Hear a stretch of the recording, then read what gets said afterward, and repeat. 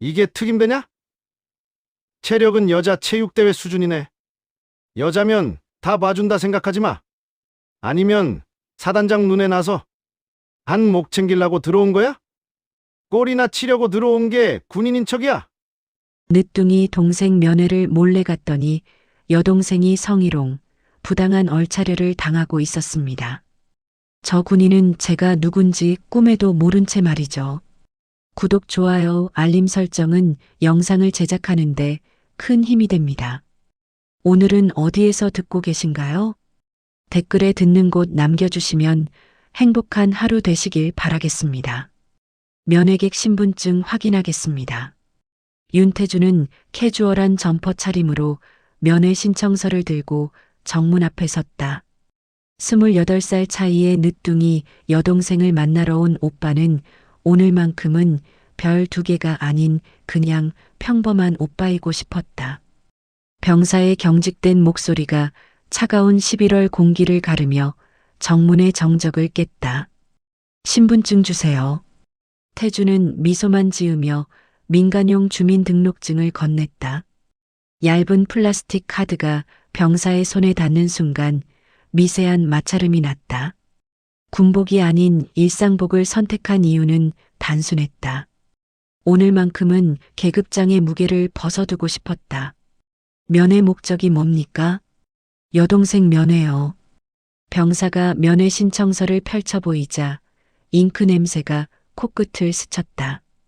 태주는 차분히 이름을 적어 내려갔다.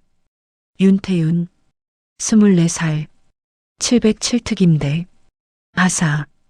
펜촉이 종이를 긁는 소리가 작게 울렸다. 관계가 어떻게 되시나요? 친오빠입니다. 오늘은 사단장이 아니라 그냥 오빠다. 그런데 그 순간 멀리서 날카로운 남성의 고함 소리가 바람을 타고 흘러왔다. 팔 굽혀펴기 자세 유지. 태준의 펜이 잠깐 멈췄다. 훈련장에서 들려오는 구령이었다. 하지만 다음에 이어진 말이 그의 표정을 굳게 만들었다. 여자 주제에 똑바로 못 버텨? 신청서 위에 글씨가 순간 번져 보였다. 태주는 고개를 들어 훈련장 방향을 바라봤다. 바람이 먼지를 몰고 지나가며 그의 머리카락을 흔들었다. 차가운 공기가 목덜미를 스쳤다. 어느 부대 소속이십니까? 아, 미안합니다. 707특임대요. 병사가 전화기를 들었다. 수화기에서 새어나오는 전자음이 정문의 정적을 깼다. 태주는 주머니에 손을 넣고 서 있었지만 저 멀리서 들려오는 고함 소리가 귓가에 계속 맴돌았다. 707특임대입니다. 윤태윤 하사 면회객 있습니다. 전화 너머로 무언가 확인하는 소리가 들렸다. 태주는 점퍼깃을 세우며 찬바람을 막았다. 부모님이 돌아가신 후 그가 키운 늦둥이 여동생. 어린 시절 그의 등에 업혀 졸던 아이가 이제 총을 들고 훈련받는 군인이 되었다. 하지만 저 소리는 정당한 훈련이라 하기엔 뭔가 이상했다. 신원 확인 중입니다. 병사가 중얼거렸다. 태주는 시계를 보았다. 오후 2시, 점심 훈련 시간이었다. 네, 알겠습니다. 병사가 수화기를 내려놓았다. 신원 확인됐습니다. 면회실로 안내해 드리겠습니다. 고맙습니다. 하지만 태주는 움직이지 않았다. 훈련장에서 또다시 고함 소리가 들려왔기 때문이다. 물 한 모금도 안 된다고 했지? 여군의 답변은 들리지 않았다. 바람만이 모래와 낙엽을 굴리며 지나갔다. 태준의 눈빛이 서서히 굳어지기 시작했다. 30년 군 생활의 경험으로 봐도 저것은 단순한 체력 훈련이 아니었다. 이쪽으로 오세요. 병사가 앞서 걸어갔다. 태준은 마지막으로 훈련장 쪽을 돌아봤다. 저 멀리 흙먼지 사이로 여군들의 실루엣이 흔들리고 있었다. 그 중 하나가 태윤일 것이다. 면회실까지 5분 정도 걸립니다. 네. 자갈길을 밟는 발소리가 규칙적으로 울렸다. 태주는 병사의 뒤를 따르며 주변을 살폈다. 부대의 모든 것이 질서정연했다. 깔끔하게 정리된 화단, 일정한 간격의 가로등, 번쩍이는 건물 유리창들. 하지만 그 질서 속에서도 훈련장의 거친 고함 소리는 계속 들려왔다. 이게 요즘 여군들 체력이야? 남자들 발목 잡지나 마라. 태준의 발걸음이 미세하게 느려졌다. 점퍼 주머니 속에서 손이 천천히 주먹을 쥐었다. 저런 말은 군인다운 지도가 아니었다. 성별을 이유로 한 모독이었다. 여긴 원래 훈련이 빡센가요? 태준이 앞서 걷는 병사에게 물었다. 707특임대는 엘리트 부대라서 좀 그런 편입니다. 근데 요즘 여군들도 많이 들어와서 병사의 말이 애매하게 흐려졌다. 요즘 여군들이 어떤가요? 글쎄요. 잘 모르겠습니다. 대답을 피하는 투였다. 태준은 더 묻지 않았다. 저기가 면회실입니다. 병사가 가리킨 건물 앞에 도착했을 때 바람이 잠깐 멈췄다. 그 순간의 정적 속에서 또다시 멀리서 고함이 들려왔다. 다시 처음부터 여군들의 신음소리가 바람에 섞여 들렸다. 태준은 건물 입구에 서서 훈련장을 바라봤다. 거리가 멀어서 정확한 모습은 보이지 않았지만 여군들이 엎드려 있는 것 같았다. 차가운 바람이 그의 목덜미를 스쳤다. 면회객 대기실에서 잠깐 기다리시면 곧 윤태윤 하사가 올 겁니다. 그런데 태준이 입을 열려던 순간 건물 안에서 전화벨이 울렸다. 딸랑거리는 소리가 복도에 메아리 쳤다. 잠깐만요. 전화 받고 오겠습니다. 병사가 급히 안으로 들어갔다. 태준은 혼자 남았다. 주변이 고요해지자 훈련장의 소리가 더 선명하게 들려왔다. 윤태윤, 끝날 때까지 끝난 게 아니다. 그의 여동생 이름이었다. 태준의 얼굴이 굳어졌다. 태준은 건물벽에 기대어 섰다. 차가운 콘크리트가 등을 통해 전해졌다. 그는 눈을 감고 깊게 숨을 들이마셨다.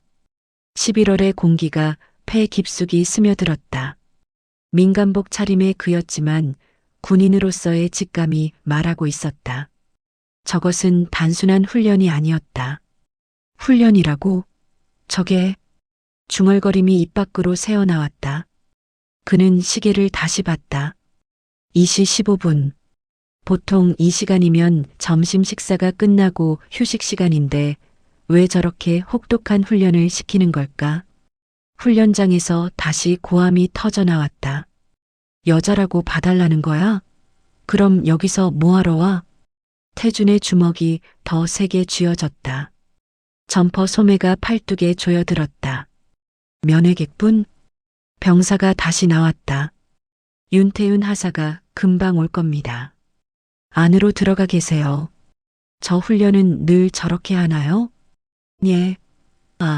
707특임대 훈련 말씀이시죠? 원래 빡센 편입니다. 저런 식으로 말하면서요? 병사가 잠깐 당황한 듯 보였다. 그건 잘 모르겠습니다. 알겠습니다.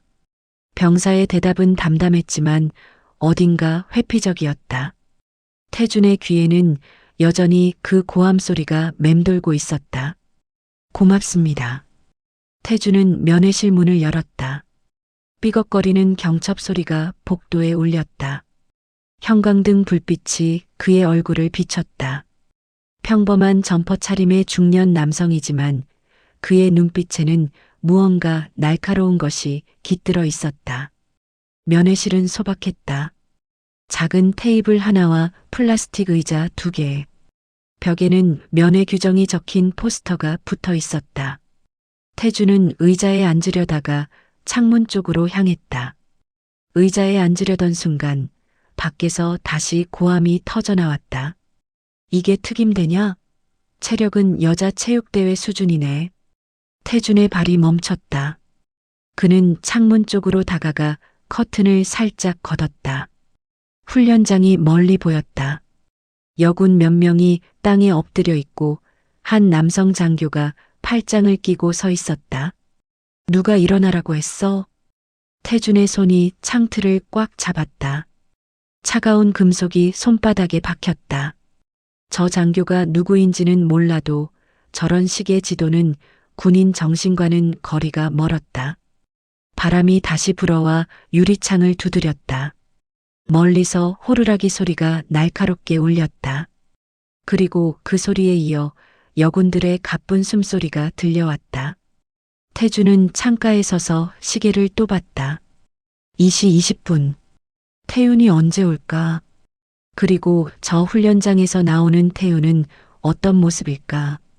면회실 문이 열리는 소리가 복도에 울렸다. 태주는 창가에서 돌아서며 여동생을 기다렸지만 들어온 것은 땀에 젖은 군복을 입은 태윤이었다. 형광등 불빛이 그녀의 얼굴을 비쳤을 때 뺨에 흙이 묻어 있었고 이마에는 식지 않은 땀이 흐르고 있었다. 오빠. 태윤의 목소리는 평소보다 낮고 거칠었다. 태주는 그녀가 다가오는 걸음걸이를 유심히 봤다. 미세하게 절뚝이고 있었고 왼쪽 어깨가 살짝 움츠러들어 있었다. 왔구나. 힘들었지? 괜찮아요. 태윤이 의자에 앉으며 작은 신음을 삼켰다. 플라스틱 의자가 삐걱거리는 소리가 면회실의 정적을 깼다. 태주는 그 소리를 놓치지 않았다. 그녀의 손바닥에는 빨간 자국들이 선명했고 손가락 관절 부분에 까진 상처들이 보였다. 손 어떻게 된 거야? 훈련하다가 좀 까졌어요. 별거 아니에요. 태윤이 손을 무릎 아래로 숨겼다. 하지만 군복 소매에서 피가 스며 나온 흔적이 선명했다. 마른 피가 천에 달라붙어 갈색으로 변한 자국들이었다. 태주는 테이블 너머로 몸을 기울였다. 좀 보자. 진짜 괜찮다니까요. 태윤의 목소리에 날카로운 방어가 섞여 있었다. 그녀의 어깨가 더욱 경직되었다.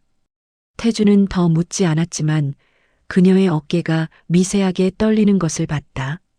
11월의 차가운 공기가 아닌 다른 이유로 떨고 있는 것 같았다. 요즘 훈련이 많이 힘들어? 특임되니까 당연하죠. 다들 이 정도는 해요. 면회실 안 공기가 무거워졌다. 형광등이 윙윙거리는 소리만 들렸다. 태주는 태윤의 얼굴을 자세히 봤다. 눈 밑에 다크서클이 깊었고 입술은 바짝 마른 상태였다. 며칠 동안 제대로 잠을 못 잔 것 같았다. 물 좀 마셔. 태준이 자판기에서 사온 물병을 건넸다. 태윤이 뚜껑을 여는 순간 그녀의 손목에서 작은 상처들이 더 많이 보였다. 밧줄에 쓸린 것 같은 자국들이었다. 고마워요. 태윤이 물을 마시는 동안 입술이 약간 떨렸다. 목구멍으로 넘어가는 소리가 유난히 크게 들렸다. 거의 하루 종일 물을 제대로 못 마신 것처럼 급하게 마셨다. 태주는 그녀가 얼마나 목말랐는지 짐작할 수 있었다. 점심은 먹었어? 네, 먹었어요. 하지만 태윤의 배에서 꼬르륵 소리가 났다. 그녀가 당황하며 배를 움켜잡았다. 얼굴이 순간 빨갛게 달아올랐다. 아, 죄송해요. 뭐가 죄송해. 더 먹고 싶으면 말해. 아니에요. 정말 괜찮아요. 태윤이 다시 물을 마셔 배고픔을 달래려 했다. 이번엔 천천히 조심스럽게. 태주는 그녀의 목소리가 평소보다 쉰 것을 알아챘다. 고함을 너무 많이 지른 것 같았다. 목소리가 좀 구령 많이 외쳐서 그래요. 별거 아니에요. 창밖에서 바람이 불어왔다. 유리창이 미세하게 떨렸다. 그 순간 훈련장에서 또 고함 소리가 들려왔다. 집합. 태윤의 어깨가 움찔했다. 반사적으로 일어서려던 몸이 의자에 다시 앉았다. 군복천이 의자에 쓸리는 소리가 났다. 괜찮아? 네. 습관이에요. 태주는 태윤의 반응을 유심히 봤다. 저렇게 몸이 굳는다는 건 상당한 스트레스를 받고 있다는 뜻이었다. 30년 군 생활의 경험으로도 저런 반응은 정상이 아니었다. 잠은 잘 자고 있어? 네. 하지만 태윤의 눈꺼풀이 무거워 보였다. 말할 때마다 눈을 깜빡이는 횟수가 많았고 초점이 가끔 흐려졌다. 완전히 지친 상태였다. 태윤아. 네. 뭔가 힘든 일 있으면 언제든 말해. 알았지? 태윤이 잠깐 망설였다. 그녀의 손가락이 물병을 꽉 쥐었다가 놓았다가 반복했다. 플라스틱이 찌그러지는 소리가 작게 났다. 오빠는 바쁘실 텐데. 무슨 소리야? 너보다 중요한 일이 어딨어. 태윤의 눈에 뭔가 글썽하는 게 보였다. 하지만 그녀는 고개를 숙여 그것을 숨겼다. 몇 방울의 눈물이 바닥에 떨어질 뻔했지만 재빨리 손등으로 닦아냈다. 고마워요. 뭘? 정적이 흘렀다.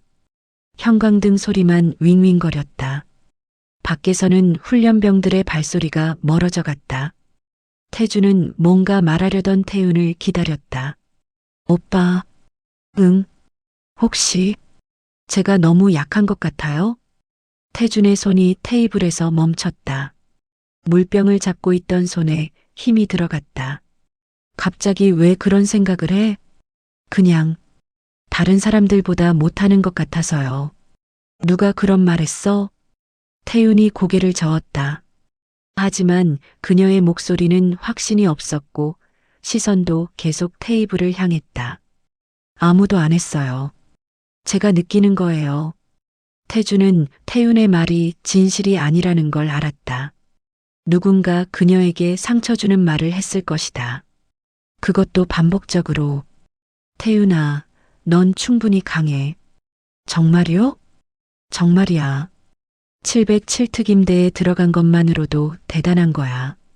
하지만 태윤의 표정은 여전히 어두웠다. 그녀가 물병 라벨을 뜯어내며 중얼거렸다.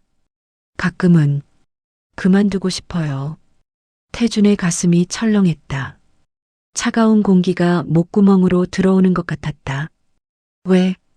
힘들어서요. 너무 힘들어서요. 태윤의 목소리가 떨렸다. 그녀가 라벨 조각을 바닥에 떨어뜨렸다. 작은 종이가 바닥에 떨어지는 소리가 유난히 크게 들렸다. 어떻게 힘든데? 그냥 모든 게요. 태윤이 더 말하려다가 입을 다물었다. 뭔가 더 있는 것 같았지만 말하기를 주저했다. 밖에서 다시 고함 소리가 들려왔다. 5분 휴식.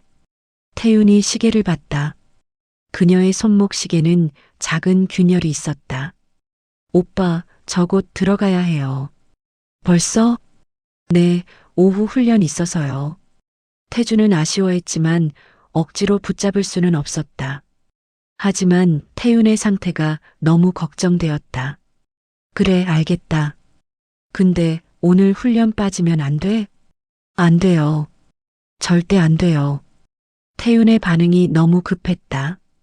마치 훈련을 빠지는 것이 큰 벌을 받을 일인 것처럼. 태윤이 일어섰다. 다리에 힘이 없어 보였다. 의자에서 일어나는 것만으로도 힘들어했다. 조심해서 가. 네.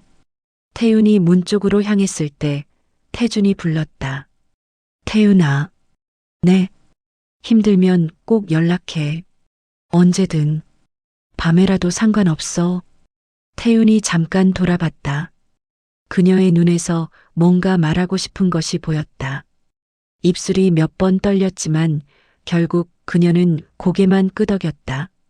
알겠어요. 정말로 힘들면 말해. 약하다고 생각하지 말고. 네. 고마워요, 오빠. 면회실 문이 닫혔다. 삐걱거리는 소리가 복도에 메아리 쳤다. 태주는 혼자 남았다.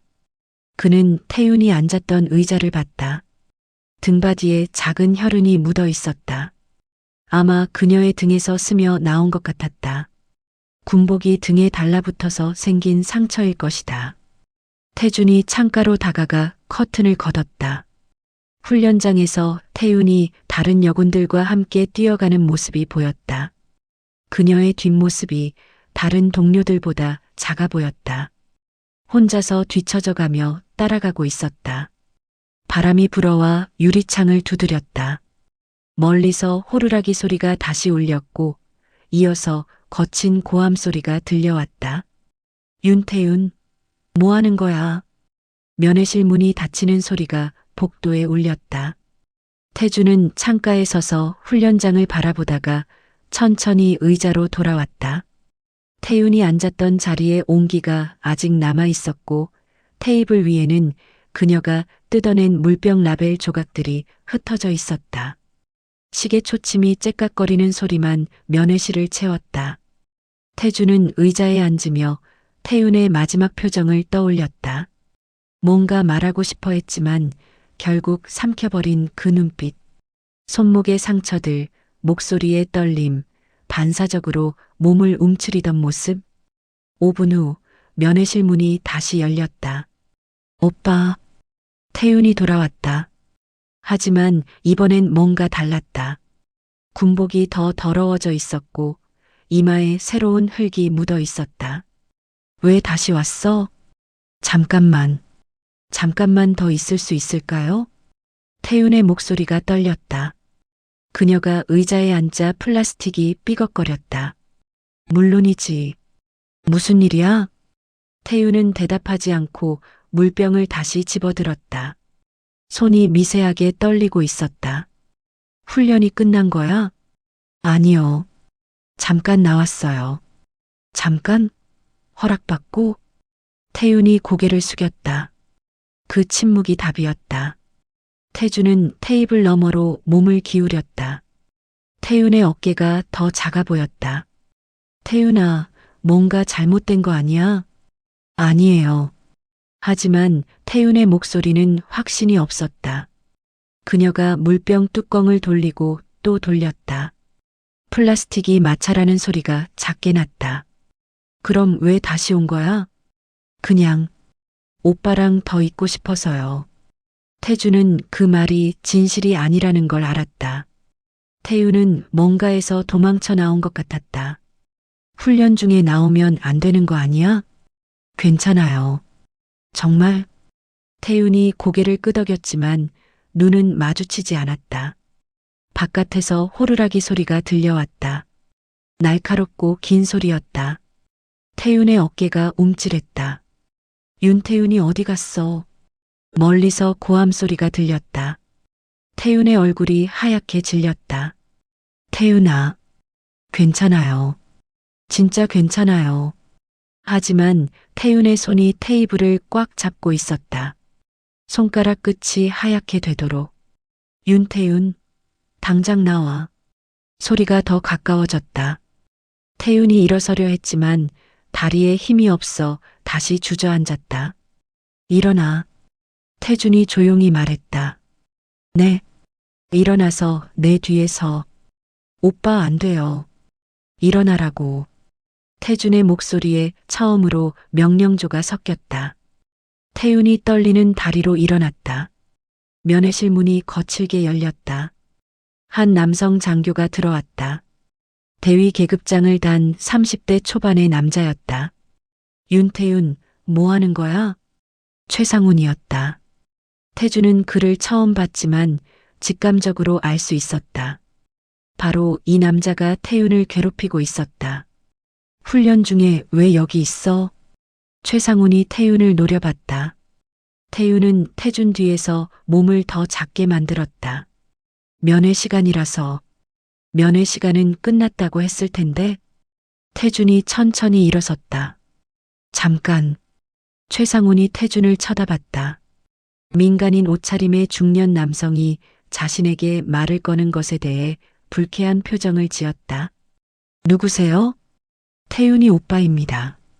아, 그러시군요. 그럼 면회 끝나셨으니 나가시면 됩니다. 최상훈의 말투는 건방졌다. 태준을 그저 평범한 민간인으로 보고 있었다. 제 여동생과 대화가 끝나지 않았는데요. 면회 시간은 정해져 있습니다. 그리고 훈련 시간에는 어떤 이유로든 병사가 자리를 비울 수 없어요. 태준은 최상훈의 말투와 태도를 유심히 봤다. 권위적이고 융통성이 없었다. 그럼 훈련을 잠깐 쉬면 안 되나요? 안 됩니다. 최상훈이 단호하게 말했다. 그리고 태윤을 향해 돌아섰다. 윤태윤, 당장 나와. 태윤이 떨리는 목소리로 말했다. 조금만 더. 지금 당장. 최상훈이 소리쳤다.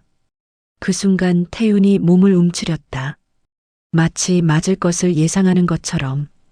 태준의 눈빛이 변했다. 아. 태준이 낮은 목소리로 말했다.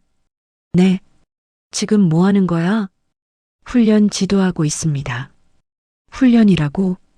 태준이 한 걸음 앞으로 나왔다. 최상훈과의 거리가 줄어들었다.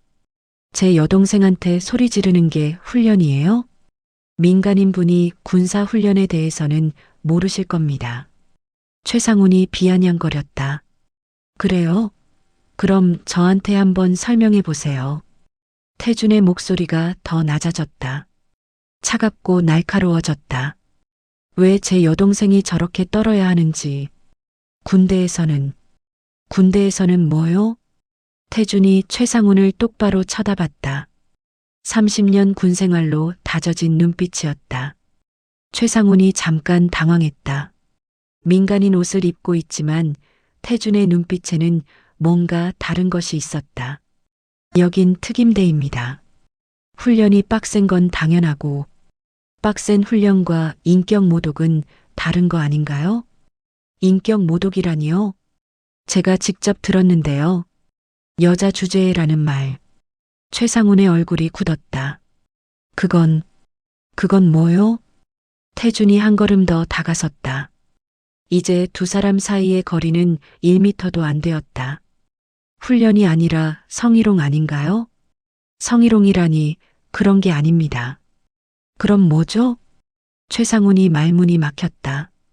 태준의 압박이 점점 강해지고 있었다. 제 여동생한테 왜 그런 말을 했죠? 그건 대답하세요. 태준의 목소리에 명령조가 섞였다. 최상훈이 무의식 중에 자세를 바로 했다. 그 순간 면회실의 공기가 완전히 바뀌었다. 형광등 불빛이 미세하게 떨렸다. 태윤이 태준의 등 뒤에서 작은 목소리로 말했다. 오빠 그만해요.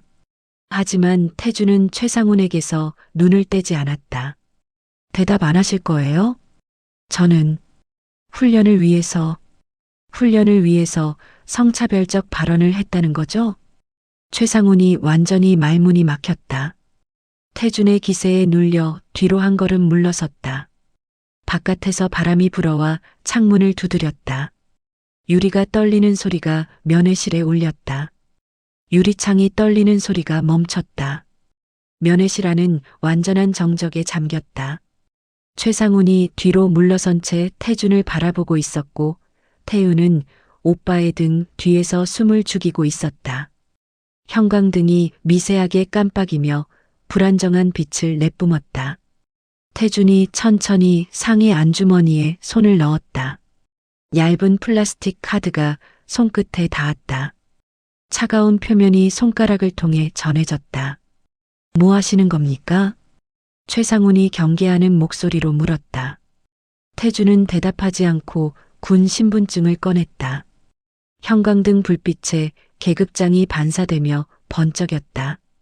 대한민국 육군 소장 윤태준. 별 2개가 선명하게 보였다. 빛이 반사되며 신분증 표면이 반짝였다. 최상훈의 얼굴이 순식간에 하얗게 변했다.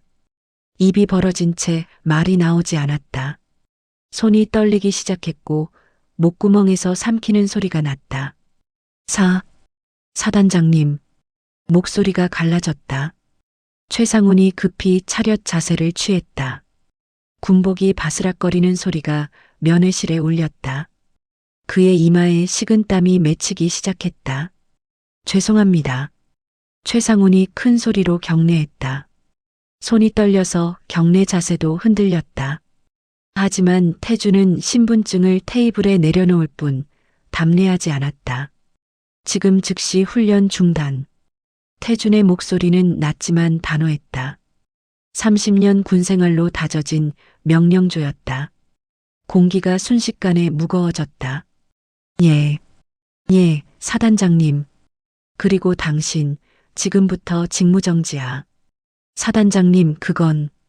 최상훈이 당황하며 말을 시작했지만 태준의 차가운 시선이 그를 막았다. 이해 있어? 태준이 최상훈을 똑바로 쳐다봤다. 30년 군 생활로 다져진 위압감이 면회실을 가득 채웠다. 시계 초침이 째깍거리는 소리만 들렸다. 아, 아닙니다. 최상훈이 고개를 숙였다. 목덜미에 땀이 흘러내렸다. 태유는 오빠의 등 뒤에서 이 모든 상황을 지켜보고 있었다. 오빠가 사단장이라는 사실을 처음 알게 된 최상훈의 당황스러운 모습을 보며 복잡한 감정이 들었다. 안도감과 동시에 불안감이 밀려왔다. 태윤아. 태준이 뒤돌아서 여동생을 불렀다. 목소리가 부드러워졌다. 네, 오빠. 이제 괜찮을 거야. 하지만 태윤의 표정은 밝아지지 않았다. 오히려 더 어두워 보였다. 입술을 꽉 깨물고 있었다. 오빠, 뭐야? 이러면 안 되는 것 같아요. 태준이 고개를 갸우뚱했다. 예상과 다른 반응이었다. 왜? 다른 사람들이 저를 더 이상하게 볼 것 같아요. 태윤의 목소리에 걱정이 섞여 있었다. 손을 꽉 쥐고 있어서 손가락 끝이 하얗게 되었다. 태준은 그제서야 뭔가 잘못되었다는 것을 느꼈다. 무슨 말이야? 오빠가 사단장이라는 걸 알게 되면 제가 실력으로 여기 온 게 아니라고 생각할 거예요. 태준의 얼굴이 굳었다. 태윤의 말이 맞았다. 군대에서 그런 시선은 치명적이었다. 그런 게 중요해? 지금 당장 그 사람이 너를 괴롭히고 있는데. 하지만 이렇게 되면 제가 더 힘들어져요. 태윤의 목소리가 떨렸다. 눈물이 글썽거렸지만 참았다. 최상우는 여전히 경직된 자세로 서 있었다. 하지만 그의 귀는 두 사람의 대화에 집중되어 있었다. 상황이 자신에게 유리하게 돌아가고 있다는 것을 느끼고 있었다. 태윤아, 넌 잘못한 게 없어. 하지만 뭐야? 태준이 답답해했다. 여동생을 보호하려는 마음뿐이었는데 오히려 태윤이 거부하고 있었다. 제가 스스로 해결하고 싶어요. 스스로? 저 상황을? 태준이 최상훈을 가리켰다. 최상훈이 움찔했다. 네. 오빠 힘 빌리지 않고요. 그 말에 태준의 마음이 복잡해졌다. 태윤의 자존심을 이해하지 못하는 것은 아니었다. 하지만 지금 상황은 너무 심각했다. 태윤아. 오빠 제발. 태윤이 간절한 표정으로 말했다. 두 손을 모으고 거의 애원하는 모습이었다. 저 혼자 할 수 있어요. 시간을 주세요. 태준은 망설였다. 여동생의 부탁을 거절하기는 힘들었다. 하지만 최상훈 같은 사람을 그대로 둘 수는 없었다. 창밖에서 바람이 불어와 유리창을 흔들었다. 최상훈. 예, 사단장님. 최상훈이 벌떡 일어섰다. 당분간 그 여군에게 접근하지 마. 예, 알겠습니다. 그리고 오늘 일에 대해서는 정식으로 보고받겠어. 예, 사단장님. 최상훈의 목소리가 더욱 떨렸다. 손이 떨려서 주먹을 쥐었다 폈다를 반복했다. 태준은 태윤을 다시 봤다. 여동생의 눈에는 여전히 걱정이 가득했다. 정말 괜찮을 거야? 네, 오빠. 하지만 태윤의 목소리에는 확신이 없었다. 오히려 억지로 용기를 내는 것 같았다. 태준이 최상훈에게 다시 말했다. 나가. 예, 사단장님. 최상훈이 급히 경례하고 면회실을 나갔다. 문이 닫히는 소리가 복도에 울렸다. 발소리가 멀어져 갔다. 이제 면회실에는 태준과 태윤만 남았다. 형광등 소리만 윙윙거렸다. 태윤아. 네. 정말 혼자 할 수 있어? 태윤이 잠깐 망설였다. 입술을 깨물었다가 놓았다. 그리고 고개를 끄덕였다. 네, 할 수 있어요. 하지만 그녀의 손은 여전히 떨리고 있었다. 물병을 잡은 손이 미세하게 흔들렸다. 태주는 여동생을 바라봤다. 24살의 여군. 707특임대에 들어올 정도로 뛰어난 실력을 가진 군인. 하지만 지금은 그저 상처받은 어린 여동생으로만 보였다. 알겠어. 하지만 조건이 있어. 뭐요? 매일 연락해. 그리고 힘들면 바로 말해. 알겠어요. 태윤이 미소를 지으려 했지만 어색했다. 억지로 만든 미소였다. 그리고 또 하나. 네.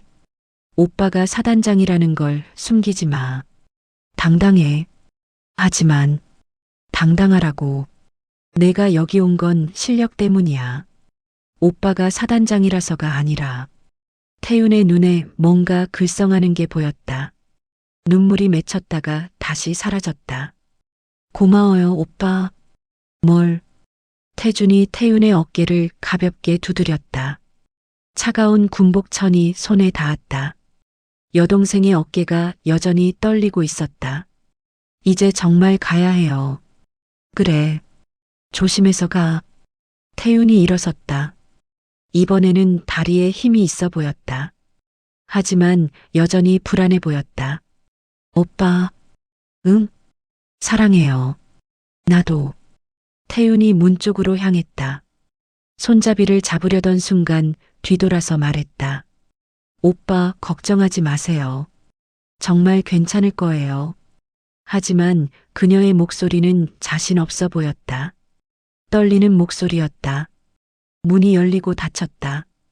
삐걱거리는 소리가 복도에 메아리쳤다. 태윤의 발소리가 멀어져 갔다. 태주는 혼자 남아 창가로 다가갔다. 커튼을 걷자 훈련장이 보였다. 여군들이 다시 훈련을 시작하고 있었다. 하지만 최상우는 보이지 않았다. 태윤이 다른 동료들과 함께 뛰고 있었다. 이번에는 뒤처지지 않고 있었다. 하지만 혼자만 다른 방향을 보고 있었다. 하지만 태준의 마음은 편하지 않았다. 뭔가 잘못된 선택을 한 것 같았다. 가슴이 답답했다. 바람이 불어와 유리창을 두드렸다. 멀리서 새로운 목소리가 들려왔다. 윤태윤, 이리 와. 그것은 최상훈의 목소리가 아니었다. 더 높은 계급의 누군가였다. 복도의 발소리가 완전히 사라졌다. 태주는 면회실 창가에 서서 훈련장을 바라보고 있었지만 태윤의 모습은 이미 건물 뒤편으로 사라진 후였다. 형광등이 미세하게 떨리며 불안정한 빛을 내뿜었다. 테이블 위에는 태윤이 마시던 물병이 그대로 있었다. 뚜껑이 느슨하게 닫혀 있었고 라벨 조각들이 흩어져 있었다. 의자 등받이에는 여전히 작은 혈흔이 묻어 있었다. 태주는 의자에 앉았다. 플라스틱이 삐걱거리는 소리가 정적을 깼다. 그는 태윤이 앉았던 자리에 온기를 느꼈다. 아직 완전히 식지 않은 체온이 남아 있었다. 창밖에서는 여전히 훈련이 계속되고 있었다. 하지만 최상훈의 목소리는 들리지 않았다. 대신 다른 교관의 구령이 들려왔다. 더 차분하고 전문적인 목소리였다. 태주는 주머니에서 휴대폰을 꺼냈다. 몇 개의 부재중 전화가 있었다. 모두 부대 관련 업무였다. 하지만 지금은 그 어떤 것도 중요하지 않았다. 그는 태윤과의 대화를 다시 떠올렸다.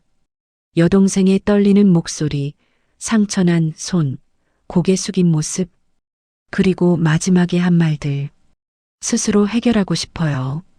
태주는 그 말의 의미를 곱씹었다. 태윤의 자존심을 이해하지 못하는 것은 아니었다. 하지만 상황이 너무 심각했다. 저런 식의 괴롭힘을 혼자 감당하기에는 태윤이 너무 어렸다. 휴대폰이 울렸다. 문자 메시지였다. 사단장님, 의무대 군의관 정유리입니다. 급히 말씀드릴 일이 있습니다. 태주는 정유리를 알고 있었다. 33세의 의무대 군의관으로 성실하고 정의감이 강한 사람이었다. 그녀가 급히 연락한다는 것은 뭔가 중요한 일이 있다는 뜻이었다. 지금 어디 계십니까? 태준이 답장을 보냈다. 부대 내 면회실에 있습니다. 10분 후에 찾아뵙겠습니다. 꼭 들으셔야 할 것이 있습니다. 태준은 휴대폰을 내려놓았다. 정유리가 무슨 말을 하려는지 짐작이 갔다. 아마 태윤과 관련된 일일 것이다. 창밖에서 바람이 불어왔다. 나뭇잎들이 바스락거렸다. 태준은 눈을 감고 깊게 숨을 들이마셨다. 11월의 차가운 공기가 폐 깊숙이 스며들었다. 어린 시절의 태윤이 떠올랐다. 부모님 장례식 때 그의 손을 꼭 잡고 있던 6살짜리 여동생. 울지도 않고 꿋꿋하게 서 있던 모습. 그때부터 태윤은 강한 아이였다. 오빠, 나 혼자서도 할 수 있어. 8살 때 자전거를 배우면서 했던 말이었다. 넘어져서 무릎이 피가 나도 울지 않았다. 다시 일어나서 페달을 밟았다. 오빠, 나도 군인이 될 거야. 고등학교 때 했던 말이었다. 태주는 반대했다. 여자가 군인이 되기엔 너무 힘들다고 했다. 하지만 태유는 고집을 부렸다. 나도 오빠처럼 강한 사람이 될 거야. 결국 태유는 707특임대에 합격했다. 엄청난 경쟁률을 뚫고 들어간 것이었다. 태주는 자랑스러웠다. 하지만 동시에 걱정도 되었다. 면회실 문이 두드려졌다. 들어오세요. 정유리가 들어왔다. 그녀의 얼굴은 심각했다. 손에는 휴대폰을 들고 있었다. 사단장님, 앉으세요. 정유리가 의자에 앉았다. 그녀는 잠깐 망설이더니 휴대폰을 테이블에 놓았다. 사단장님, 이걸 꼭 들으셔야 합니다. 뭔가요? 윤태윤 하사와 관련된 녹음입니다. 태준의 표정이 굳었다. 녹음? 제가 우연히 녹음하게 된 건데 최상훈 중대장과 다른 교관들의 대화입니다. 정유리가 재생 버튼을 눌렀다. 휴대폰에서 음성이 흘러나왔다. 여자면 다 봐준다 생각하지 마.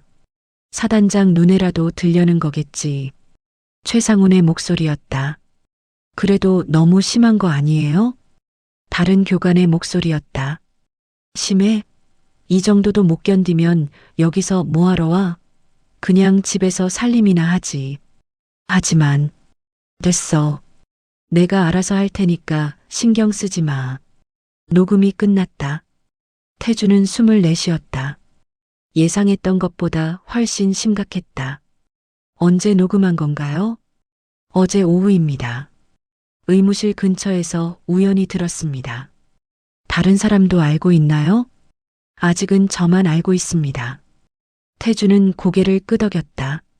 정유리가 신중하게 행동한 것이 다행이었다. 그런데 사단장님. 네. 제가 보기에는 윤태윤 하사가 상당히 힘들어하는 것 같습니다. 어떻게 아시죠? 며칠 전에 의무실에 왔었거든요. 수면 부족과 스트레스 증상을 호소했습니다. 태준의 가슴이 답답해졌다. 심각한가요? 지금 당장 위험한 수준은 아니지만 계속 이런 상태가 지속되면 문제가 될 수 있습니다. 태준은 태윤의 얼굴을 떠올렸다. 다크서클, 떨리는 손, 쉰 목소리. 모든 것이 설명되었다. 사단장님, 어떻게 하시겠습니까? 정유리가 조심스럽게 물었다. 태주는 잠깐 생각했다. 태유는 자신이 직접 해결하겠다고 했다. 하지만 이 녹음을 듣고 나니 그럴 수 없었다. 헌병대에 신고하겠습니다. 그게 좋을 것 같습니다. 태준이 휴대폰을 들었다. 헌병대장의 번호를 찾았다. 여보세요, 헌병대장입니까? 사단장 윤태준입니다. 예, 사단장님. 지금 즉시 최상훈 중대장을 연행하세요. 무슨 일입니까? 부하 여군에 대한 성희롱과 가혹행위 혐의입니다. 알겠습니다. 즉시 조치하겠습니다. 전화를 끊고 태주는 정유리를 봤다. 고맙습니다. 용기 있는 행동이었어요. 당연한 일이었습니다. 정유리가 일어섰다. 그럼 저는 이만 가보겠습니다. 네, 가세요. 정유리가 나간 후 태주는 혼자 남았다. 창밖에서는 여전히 훈련이 계속되고 있었다. 하지만 곧 최상훈이 연행될 것이다. 태주는 태윤에게 문자를 보냈다. 태윤아, 괜찮지? 오빠가 다 해결할게. 답장은 오지 않았다. 새벽의 부대는 조용했다. 태주는 사단장실에서 밤을 보냈다. 창밖으로 동이 트기 시작했다. 아침 점호 시간이 다가오고 있었다. 헌병대에서 연락이 왔다. 최상훈이 연행되었다는 소식이었다. 그는 혐의를 부인했지만 녹음 증거 앞에서는 어쩔 수 없었다. 태주는 안도의 숨을 쉬었다. 이제 태윤이 안전할 것이다.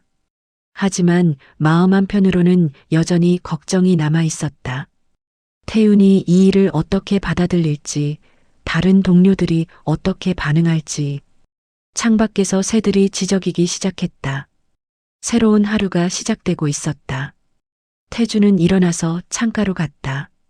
훈련장에서 여군들이 아침 체조를 하고 있었다. 태윤도 그 안에 있었다. 이번에는 당당하게 서 있었다. 바람이 불어와 깃발을 흔들었다. 그 소리가 새로운 시작을 알리는 것 같았다. 복도 끝에서 흐느끼는 소리가 들려왔다. 태주는 사단장실에서 나와 그 소리를 따라 걸었다. 형광등이 깜빡거리며 불안정한 빛을 복도에 뿌렸다. 밤 10시가 넘은 시각, 부대는 대부분 정적에 잠겨 있었다. 소리의 근원은 숙소 복도 구석이었다. 태윤이 벽에 기대어 앉아 있었다. 어깨가 작게 떨리고 있었고 손으로 얼굴을 가린 채 울고 있었다. 태윤아.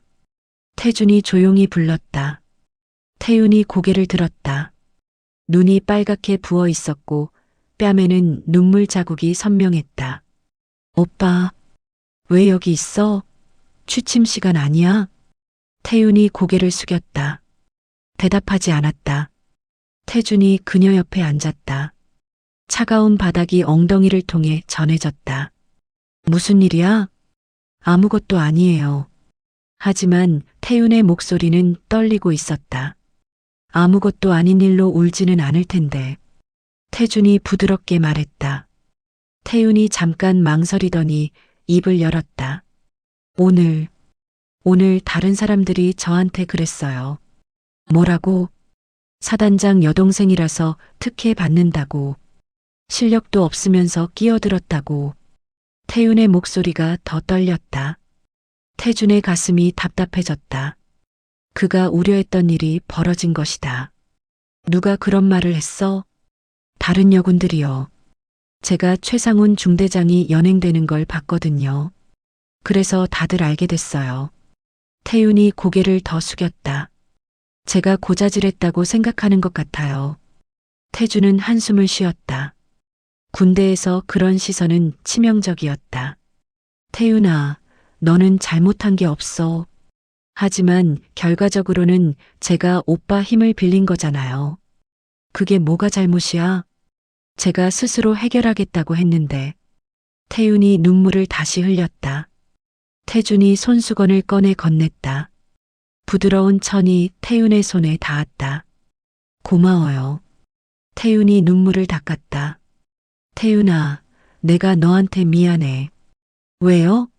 내 의견을 더 들었어야 했는데 너무 성급하게 행동했어. 태준이 진심으로 말했다. 아니에요. 오빠가 저를 걱정해 주신 거잖아요. 그래도 내가 힘들어하는 게 내 잘못이야.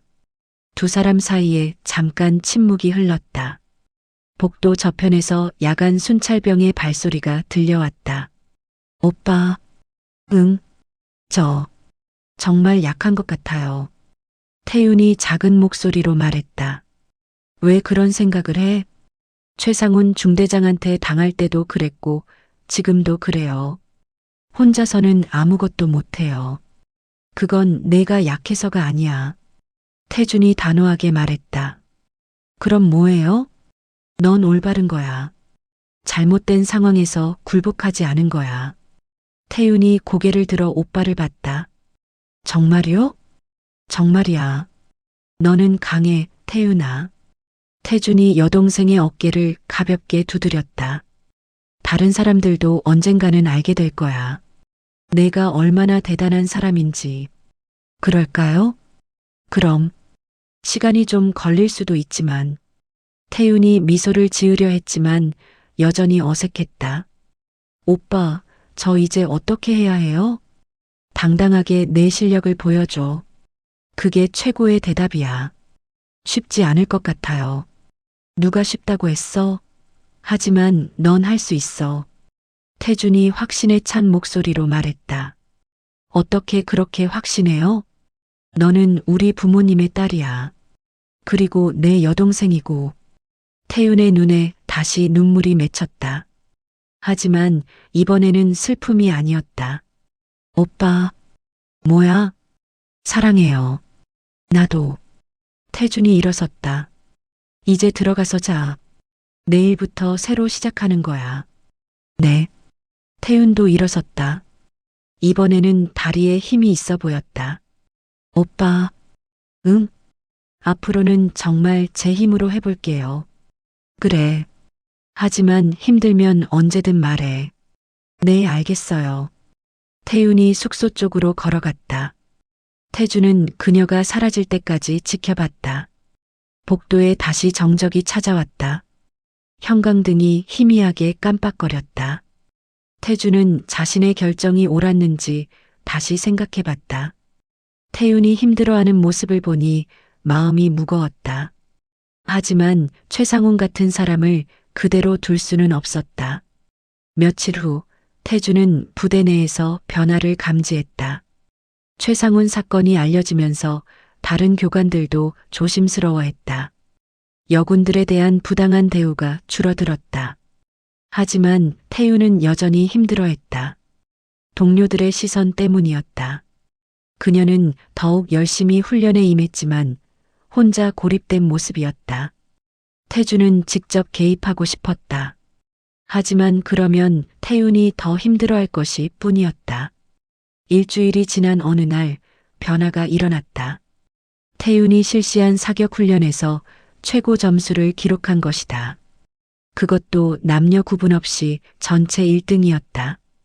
윤태윤 하사, 우수. 교관의 목소리가 훈련장에 울렸다. 태윤이 당당하게 서 있었다. 이번에는 고개를 숙이지 않았다. 다른 동료들도 박수를 쳤다. 처음에는 어색했지만 점차 진심이 섞였다. 태준은 멀리서 그 모습을 지켜봤다. 가슴이 뿌듯했다. 그날 저녁 태윤이 먼저 연락을 했다. 오빠 고마워요. 뭐가? 기다려주셔서요. 제가 스스로 증명할 수 있게 해주셔서요. 넌 원래 그런 사람이었어. 나는 그걸 믿었을 뿐이야. 이제 정말 괜찮을 것 같아요. 태윤의 목소리에 자신감이 섞여 있었다. 그래, 이제 내 이름으로 당당하게 살아. 네, 오빠. 전화를 끊고 태준은 창밖을 봤다. 별이 떠 있었다. 맑고 밝게 빛나고 있었다. 바람이 불어와 창문을 살짝 흔들었다. 그 소리가 새로운 시작을 알리는 것 같았다. 태윤은 이제 정말로 자신의 힘으로 살아갈 수 있을 것이다. 태준은 그것을 확신했다. 군인은 사람이 먼저라고 했다. 태윤이 그것을 증명해낸 것이다. 새벽 5시 30분 훈련장의 조명이 하나씩 켜지기 시작했다. 차가운 11월 공기가 부대 전체를 감쌌고 멀리서 아침 점호를 알리는 나팔 소리가 울려 퍼졌다. 태준은 사단장실 창가에 서서 훈련장을 내려다보고 있었다. 그로부터 일주일이 지났다. 최상훈 연행 사건 이후 부대의 분위기가 조금씩 변하고 있었다. 여군들에 대한 부당한 대우는 현저히 줄어들었고 교관들도 더욱 신중하게 행동하고 있었다. 하지만 태윤의 상황은 여전히 복잡했다. 동료들 사이에서의 시선은 쉽게 바뀌지 않았다. 일부는 그녀를 여전히 사단장 여동생으로만 보고 있었고 또 다른 일부는 동정 어린 눈으로 바라보고 있었다. 창밖에서 구령 소리가 들려왔다. 하나, 둘, 하나, 둘. 태주는 그 목소리를 알고 있었다. 태윤의 목소리였다. 그녀가 신병들을 이끌며 아침 훈련을 지도하고 있었다. 기압을 넣어. 더 크게. 태윤의 목소리에는 이전과 다른 힘이 실려 있었다. 확신에 찬 목소리였다. 태주는 커튼을 조금 더 걷었다. 훈련장에서 태윤이 신병들 앞에 서 있었다. 등이 곧게 펴져 있었고 목소리도 또렷했다. 일주일 전에 위축된 모습과는 완전히 달랐다. 윤태윤 하사님, 목표까지 거리가 얼마나 됩니까? 한 신병이 물었다. 200m. 바람은 시속 3km 서풍. 태윤이 즉석에서 대답했다. 정확하고 자신감 넘치는 답변이었다. 사격 자세, 준비. 신병들이 일제히 엎드렸다. 태윤이 그들 사이를 돌아다니며 자세를 교정해 주었다. 어깨에 힘을 빼고 호흡을 조절해. 그녀의 지도는 세밀하고 전문적이었다. 신병들도 진지하게 따라했다. 태주는 그 모습을 보며 안도했다. 태윤이 자신의 길을 찾아가고 있었다. 발사! 총성이 훈련장에 울렸다. 신병들의 사격이 시작되었다. 태윤은 망원경으로 표적을 확인했다. 김병장, 9링, 박일병, 8링, 조병장, 10링. 그녀의 목소리가 훈련장에 퍼졌다. 신병들이 환호했다. 좋습니다. 다시 한번. 태윤이 격려했다. 그녀의 얼굴에는 미소가 번졌다. 진짜 미소였다. 뒤에서 발소리가 들렸다. 태준이 돌아보니 정유리가 서 있었다. 사단장님, 왔어요. 정유리가 태준 옆에 섰다. 그녀도 창밖의 훈련 장면을 바라봤다. 윤태윤 하사가 많이 달라진 것 같습니다. 그렇죠? 며칠 전까지만 해도 많이 힘들어했는데 지금은 완전히 다른 사람 같습니다. 정유리의 말이 맞았다. 태윤은 이제 당당했다. 무슨 일이 있었나요? 스스로 증명해냈어요. 태준이 대답했다. 증명이라니요? 자신의 실력으로요. 태준은 며칠 전 있었던 일을 떠올렸다. 태윤이 사격훈련에서 전체 1등을 한 날. 그날 이후 동료들의 시선이 바뀌기 시작했다. 처음에는 사단장 여동생이라는 시선이 있었지만 이제는 실력으로 인정받고 있어요. 그렇겠군요. 정유리가 고개를 끄덕였다. 사단장님이 잘 기다려주신 것 같습니다. 기다린 게 아니라 믿었어요. 태준의 목소리에는 확신이 실려 있었다. 태윤이는 원래 그런 아이였어요. 다만 상황이 어려웠을 뿐이죠. 창밖에서 다시 구령 소리가 들렸다. 정리운동, 시작. 태윤이 신병들과 함께 체조를 하고 있었다. 모든 움직임이 정확하고 힘찼다. 보고 싶으셨죠? 정유리가 물었다. 네, 저런 모습 말입니다. 태준이 미소를 지었다. 그래요. 이게 진짜 군대죠. 군기가 아니라 사람이 먼저라는 말씀이시군요. 맞습니다. 태준과 정유리는 한동안 말없이 훈련 장면을 지켜봤다. 태윤의 목소리가 계속 들려왔다. 확신에 차고 당당한 목소리였다. 마지막 사격. 집중. 신병들이 다시 엎드렸다. 이번에는 더욱 진지했다. 호흡을 고르고 천천히. 태윤의 지도가 이어졌다. 발사. 총성이 다시 울렸다. 이번에는 더 정확했다. 전원 9링 이상. 우수. 태윤이 큰 소리로 발표했다. 신병들이 환호했다. 윤태윤 하사님 덕분입니다. 한 신병이 소리쳤다. 여러분이 잘했습니다. 태윤이 겸손하게 대답했다. 태주는 그 장면을 보며 뿌듯했다. 태윤이 진짜 군인으로 성장하고 있었다. 사단장님, 정유리가 말했다. 네, 저도 배웠습니다. 뭐요? 때로는 기다리는 것도 용기라는 것을요. 태준이 고개를 끄덕였다. 쉽지 않았어요. 계속 개입하고 싶었거든요. 하지만 참으셨죠. 태윤이를 믿었으니까요. 창밖에서 훈련이 끝났다. 신병들이 정리를 시작했다. 태윤이 그들을 지켜보며 마지막 당부를 했다. 오늘 배운 것들 복습하세요. 내일 더 발전된 모습 보여주세요. 알겠습니다. 신병들이 일제히 대답했다. 태주는 창가에서 물러났다. 이제 충분히 봤다. 태유는 더 이상 보호받아야 할 여동생이 아니었다. 스스로 설 수 있는 군인이었다. 저는 이만 가보겠습니다. 정유리가 인사했다. 고생하세요. 정유리가 나간 후 태주는 혼자 남았다. 책상에 앉아 업무를 보려 했지만 계속 창밖이 신경 쓰였다. 훈련장에서 태윤이 혼자 남아 장비를 정리하고 있었다. 꼼꼼하고 성실한 모습이었다. 갑자기 다른 여군 몇 명이 태윤에게 다가왔다. 태준이 긴장했다. 혹시 또 다른 문제가 생기는 건 아닐까? 하지만 그들은 태윤과 자연스럽게 대화를 나누었다. 웃음소리도 들렸다. 태윤아, 정말 잘 가르치는구나. 고마워. 너희도 금방 늘 거야. 오늘 신병들 표정 봤어? 완전 감동받았더라. 그냥 제대로 가르쳐 준 것 뿐인데. 겸손하네. 역시 실력자는 달라. 동료들이 태윤을 인정하고 있었다. 더 이상 사단장 여동생이 아닌 윤태윤 하사로 보고 있었다. 태준의 얼굴에 미소가 번졌다. 모든 것이 제자리를 찾아가고 있었다. 하늘이 서서히 밝아오고 있었다. 동쪽 하늘이 주황빛으로 물들기 시작했다. 새로운 하루가 시작되고 있었다. 훈련장에서 태윤과 동료들이 함께 걸어가는 모습이 보였다. 어깨를 나란히 하고 자연스럽게 대화하는 모습이었다. 태주는 창문을 열었다.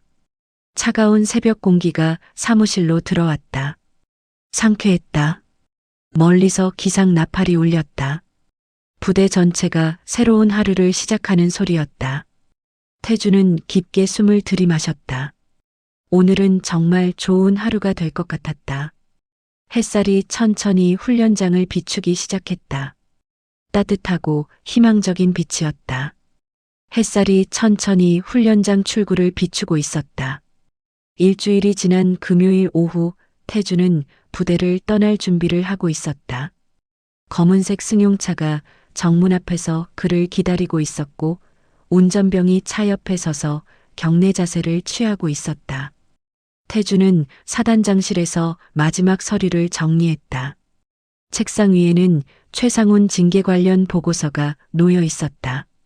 성희롱 및 가혹행위 혐의로 군법회의에 회부된다는 내용이었다. 그는 서류를 서랍에 넣고 천천히 일어섰다. 창밖으로 훈련장이 보였다.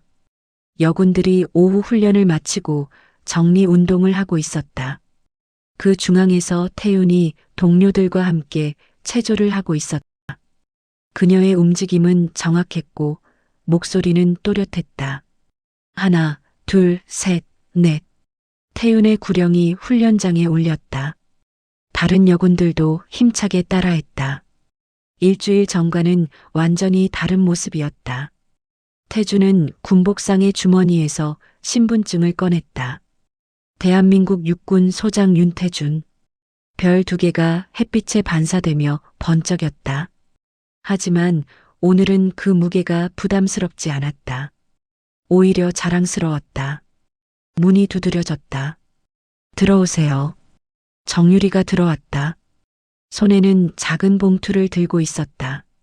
사단장님, 이거 전해드리라고 하네요. 누가요? 윤태윤 하사가요. 태준이 봉투를 받았다. 얇은 종이 봉투였고 안에는 손편지가 들어있는 것 같았다. 지금 읽어보시겠어요? 나중에 읽을게요. 태준이 봉투를 조심스럽게 주머니에 넣었다.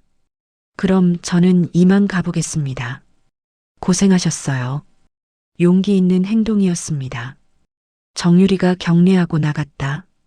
태주는 혼자 남아 창밖을 다시 봤다. 훈련이 끝나고 여군들이 숙소로 향하고 있었다. 태윤도 그들과 함께 걸어가고 있었다. 어깨를 나란히 하고 자연스럽게 대화하는 모습이었다. 윤태윤, 내일 휴가지? 한 동료가 물었다. 응. 오빠랑 점심 먹기로 했어. 좋겠다. 가족이랑 시간 보내는 거. 너희도 곧 휴가 나올 거야. 태윤의 목소리가 밝았다. 더 이상 위축되지 않았다. 태주는 미소를 지었다. 이제 정말 괜찮을 것 같았다. 운전병이 사무실로 들어왔다. 사단장님, 출발 준비 완료되었습니다. 알겠어요. 가죠. 태준이 모자를 쓰고 사무실을 나섰다. 복도를 걸으며 지난 일주일을 떠올렸다. 쉽지 않은 시간이었지만 결국 좋은 결과를 얻었다. 정문 앞에 도착했을 때 태윤이 뛰어오고 있었다. 군복 차림이었지만 얼굴에는 환한 미소가 번져 있었다. 오빠, 왔구나. 태윤이 숨을 고르며 태준 앞에 섰다. 편지 받았어? 응, 받았어. 나중에 읽을게. 고마워요, 오빠. 뭘? 태윤이 잠깐 망설이더니 말했다. 이제 나 오빠 이름 없어도 잘할 수 있어. 태준의 가슴이 뭉클했다. 그 말이 얼마나 중요한지 알고 있었다. 그래, 이제 내 이름으로 버텨라. 네. 태윤이 환하게 웃었다. 진짜 웃음이었다. 그럼 내일 봐요. 응, 맛있는 거 먹자. 태준이 차에 올랐다. 운전병이 시동을 걸었다. 엔진 소리가 조용히 울렸다. 차가 움직이기 시작했을 때 태준은 뒷창을 통해 태윤을 봤다. 그녀가 손을 흔들고 있었다. 당당한 모습이었다. 정문을 나서며 태준은 주머니에서 편지를 꺼냈다. 봉투를 조심스럽게 뜯었다. 오빠에게 고마워요. 기다려줘서요. 믿어줘서요. 처음에는 오빠가 사단장이라는 게 부담스러웠어요. 하지만 이제 알겠어요. 오빠는 계급장 때문에 사단장이 아니라 사람 때문에 사단장이라는 걸요. 저도 그런 군인이 되고 싶어요. 계급이 아니라 사람으로 인정받는 군인. 오빠처럼요. 앞으로는 제 힘으로 해볼게요. 하지만 힘들 때는 연락할게요. 오빠니까요. 사랑해요. 윤태윤 올림. 태주는 편지를 다 읽고 조심스럽게 접었다. 목이 메었다. 사단장님, 괜찮으십니까? 운전병이 백미러로 태준을 봤다. 네, 괜찮아요. 태준이 편지를 다시 주머니에 넣었다. 차창 밖으로 부대가 멀어져 갔다. 태준은 뒤돌아보지 않았다. 이제 태윤은 혼자서도 충분히 잘할 수 있을 것이다. 사단장님. 네. 어디로 가시겠습니까? 집으로 가죠. 알겠습니다. 차가 도로로 접어들었다. 오후 햇살이 따뜻하게 내리쬐고 있었다. 태주는 중얼거렸다. 군인은 사람이 먼저다. 그 말이 바람에 실려 창밖으로 흘러갔다. 30분 후 태준의 집에 도착했다. 조용한 주택가의 작은 집이었다. 마당에는 국화꽃이 피어 있었다. 태준이 현관문을 열고 들어갔다. 집안은 고요했다. 거실 탁자 위에는 태윤이 어릴 때 찍은 사진들이 놓여 있었다. 그는 소파에 앉아 사진을 들여다봤다. 6살 태윤이 그의 손을 잡고 웃고 있는 사진이었다. 그때도 지금도 변하지 않은 것이 있었다. 서로에 대한 사랑이었다. 휴대폰이 울렸다. 문자 메시지였다. 오빠, 저녁 잘 드세요. 내일 봐요. 태윤에게서 온 메시지였다. 태준이 답장을 보냈다. 너도 잘 먹어. 푹 쉬고. 네. 사랑해요. 태주는 휴대폰을 내려놓고 일어섰다. 부엌으로 가서 물을 끓였다. 차 한 잔 마시고 싶었다. 물이 끓는 소리가 조용한 집안에 울렸다. 평범하고 일상적인 소리였다. 태주는 그 소리가 좋았다. 차를 우리고 거실로 돌아왔다. 따뜻한 찻잔을 양손으로 감쌌다. 온기가 손바닥을 통해 전해졌다. 창밖으로 석양이 지고 있었다. 주황빛 햇살이 거실을 물들였다. 하루가 끝나가고 있었다. 태주는 찻잔을 입술에 댔다. 따뜻한 차가 목으로 넘어갔다. 마음도 따뜻해졌다. 오늘은 좋은 하루였다. 태윤이 당당하게 서 있는 모습을 봤고 그녀의 진심 어린 편지도 받았다. 무엇보다 그녀가 자신의 길을 찾았다는 것이 가장 기뻤다. 저녁 바람이 창문을 살짝 흔들었다. 국화꽃 향기가 은은하게 퍼졌다. 태주는 눈을 감고 그 향기를 맡았다. 내일 태윤과 점심을 먹을 것이다. 이번에는 사단장과 하사가 아닌 그냥 오빠와 여동생으로 만날 것이다. 햇살이 천천히 사라지고 있었다. 따뜻한 저녁빛이 거실을 감쌌다. 찻잔에서 피어오르는 김이 공기 중으로 흩어졌다.